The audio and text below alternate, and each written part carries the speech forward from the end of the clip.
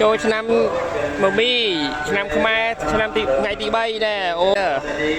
នឹងបងស្រីតោះ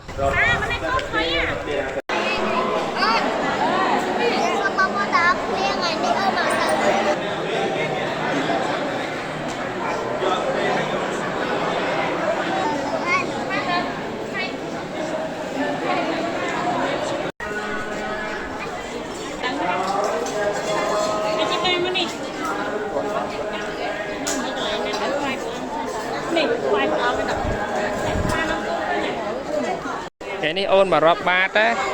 អូនមករាប់បាតដាក់បាយជូនព្រះសង្ឃនៅវត្តគល់តតឹងណោះឥឡូវអូនតម្រង់ជួសិនមនុស្សច្រើនណាស់នេះ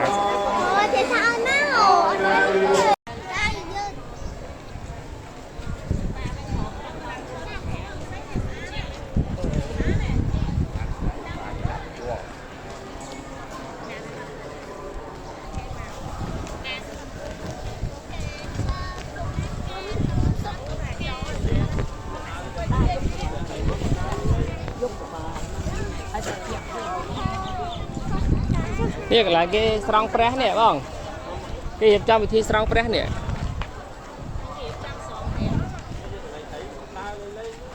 មកតំដាក់ចិត្តនេះហើយបិទជាន់ទៅយោន